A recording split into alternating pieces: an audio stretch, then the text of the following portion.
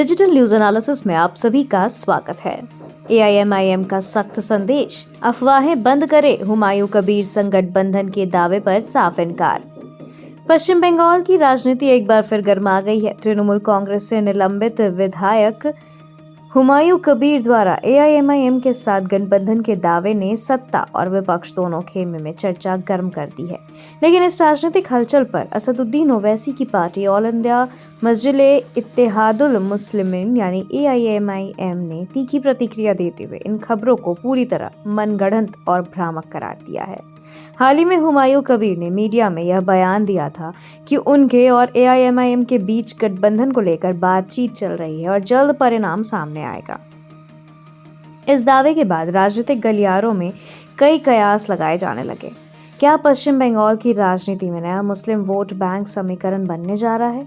क्या एआईएमआईएम राज्य की राजनीति में बड़ा दांव खेलने की तैयारी में है? लेकिन एआईएमआईएम ने इस चर्चा पर सीधा और तल्ख जवाब देते हुए कहा कि ऐसा कोई वार्तालाप कभी हुआ ही नहीं। एआईएमआईएम के राष्ट्रीय प्रवक्ता असीम वकार ने बयान जारी करते हुए कहा कि एआईएम एक विचारधारा आधारित पार्टी है। हम किसी ऐसे व्यक्ति से गठबंधन नहीं करेंगे जिसकी छवि समाज को तोड़ने की मानसिकता रखने वाले नेता की हो। कुछ लोग अपनी राजनीतिक जमीन बेचने के लिए एआईएमआईएम का नाम इस्तेमाल कर रहे हैं, जो बिल्कुल गलत है।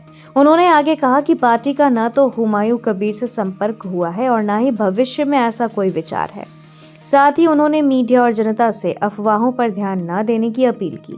बिना पुष्टि के खबरें फैलाना बंद करें। पश्चिम बंगाल में टीएमसी, बीजेपी, वाम दलों और कांग्रेस के बीच तीखी राजनीतिक प्रतिस्पर्धा रही है। हाल ही के महीने में मुस्लिम वोट बैंक को लेकर सियासत तेज हुई है, खासकर मुर्शिदाबाद, मालदा और उत्तर 24 परगना जैसे जिलों में।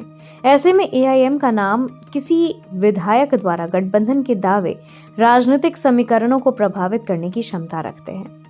हुमायूं कबीर टीएमसी से निलंबित के बाद कई राजनीतिक जमीन तलाशने की कोशिश में है। एआईएमआईएम की ओर से इस तरह की कड़े शब्दों वाली प्रतिक्रिया यह संदेश देती है कि पार्टी किसी भी तरह की राजनीतिक अवसरवादिता का हिस्सा नहीं बनना चाहती। यह बयान एआईएमआईएम के कोर वोटर बेस को भी स्पष्ट संकेत देता है कि पार्टी अपने सिद्धांतों से हटने वाली नहीं है। राजनीतिक विशेषज्ञों की राय है कि टीएमसी से बाहर हुए नेतृत्व को नई पहचान और समर्थन की जरूरत होती है। एआईएमआईएम का नाम लेने से उन्हें मीडिया स्पेस और राजनीतिक ध्यान मिलता है।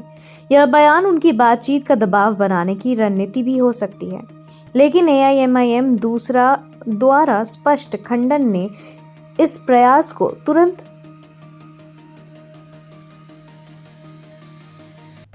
समाप्त कर दिया है। हालांकि यह मुद्दा अभी बयान बनाम बयान की स्थिति में है, लेकिन आगे इसके प्रभाव देखे जा सकते हैं। विपक्षी दल एआईएमआईएम की बयानबाजी को चुनावी रणनीति का हिस्सा बता सकते हैं। टीएमसी इस मामले को पार्टी अनुशासन के उदाहरण के रूप में प्रस्तुत कर सकती है।